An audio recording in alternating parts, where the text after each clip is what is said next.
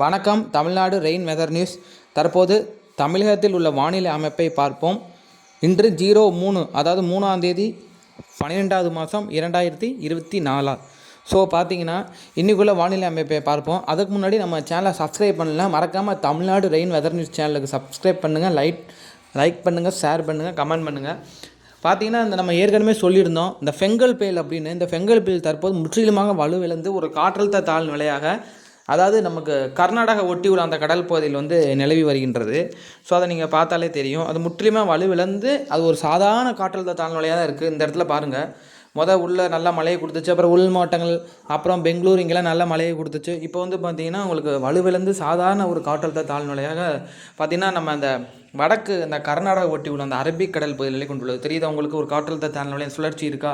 So இதனால் இனிமேல் நமக்கு எந்த ஒரு இதுவும் கிடையாது. அந்த மேற்கு தொடர்ச்சி ஒட்டி உள்ள அந்த அந்த கோயம்புத்தூர், அந்த தமிழகம், அதே போல் அந்த கர்நாடகா, மேற்கு கர்நாடகா அந்த கடற்கரை பகுதி, அதேமாதிரி வடக்கு கேரளா ஒட்டி உள்ள பகுதி, இங்கே மட்டும் இன்றைக்கும் நாளைக்கும் கனமழை பதிவாகும். மற்றபடி பெரிய லெவலில் எங்கேயுமே மழை இருக்காது. ஏன்னா இது நம்மளை விட்டு விலகிருச்சு, அரபிக்கடல் போயிடுச்சு. அரபிக்கடல் போய் முற்றிலுமாக வலுவிழந்துடும்.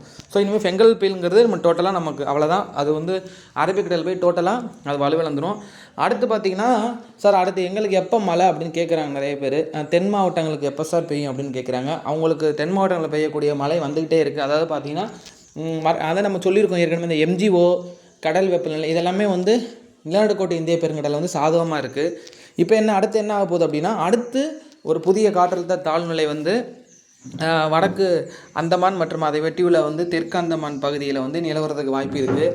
இந்த காற்றழுத்த தாழ்நிலை எப்படின்னா, வரக்கூடிய மணி நேரங்களில் அதாவது அது 8ஆம் தேதி உருவாகும். அதுக்கப்புறம் வரக்கூடிய மணி நேரங்களில் மேற்கு நோக்கி நகரும். அது நிலநடுக்கோட்டு இந்திய பெருங்கடல் வழியாக அது மேற்கு நோக்கி நகர்தான் வாய்ப்பு இருக்குது. குறிப்பாக அது மேற்கு நோக்கி நகர்ந்து முதற்கட்ட அறிக்கைப்படி அது இலங்கை மற்றும் தென் தமிழக கடற்கரை அடையும் என்று எதிர்பார்க்கப்படுகின்றது. அதாவது அது மோஸ்ட்லி பார்த்திங்கன்னா நம்ம கன்னியாகுமரி, அதாவது இலங்கை லோ லாட்டியூட் வழியாக தான் போகும். இலங்கை அதுக்கப்புறம் இந்த கன்னியாகுமரி வழியாக அது வரைக்கும் போகும். அது அரபிக்கடல் செல்லுமா, இல்லை கன்னியாகுமரியிலேயே அது அங்கே நின்றுக்கிட்டு அங்கேயே இருந்து ஸ்டே பண்ணி ஒரு 3 days ஸ்டே பண்ணி நல்லா மழையை கொடுக்குமா அப்படிங்கிறத நம்ம ஃபஸ்ட்டு பார்க்கணும். ஆனால் நிச்சயமாக இலங்கைக்கும் அந்த இடப்பட்ட பகுதியில் கன்னியாகுமரிக்கு அது நகர்ந்து போகும். அதுக்கப்புறம் அடுத்த கட்ட அறிக்கை என்னங்கிறத நம்ம தெரிவிப்போம். சரிங்களா? இதை பார்த்தாலே தெரியும், ஒரு அந்தமான் கிட்ட உங்களுக்கு ஒரு சிஸ்டம் ஃபார்ம் ஆகுது. தெரியுதா உங்களுக்கு? 8ஆம் தேதி வாக்கில் ஸோ அந்த சிஸ்டம் ஃபார்ம் ஆகுது. ஆனால் சில மாடல்ஸ் 8ஆம் தேதியே நமக்கு அந்த தெற்கு இலங்கை கிட்ட வர மாதிரி காமிக்குது. சில கன்னியசாத கணிப்புகள் 8ஆம் தேதி தான் ஃபார்ம் ஆகுது தெற்கு அந்தமான் கிட்ட அப்படின்னு காமிக்குது. அது அந்த டேட் பார்த்திங்கன்னா கொஞ்சம் முன்ன பின்னே இருக்கும். அது வரக்கூடிய நாட்களில் அந்த தேதியை துல்லியமாக தெரிவிப்போம். ஆனால் மோஸ்ட்லி 8ஆம் தேதி அந்த மையமாக வச்சு 8ஆம் தேதி கன்ஃபார்மாக அது ஃபார்ம் ஆயிரும். அதிகபட்சம் 7ஆம் தேதி 8ஆம் தேதிக்குள்ளே, டிசம்பர் 8ஆம் தேதிக்குள்ளே ஃபார்ம் ஆயிரும் தெற்கு அந்தமான் கிட்ட. அது ஃபார்ம் ஆகி நம்மளோட இலங்கை கடல் பகுதியில் வரும்போது மழை படிப்படியாக தொடங்கும். ஃபஸ்ட்டு பார்த்திங்கன்னா தமிழக கடலோர மாவட்டங்களில் தொடங்கும்.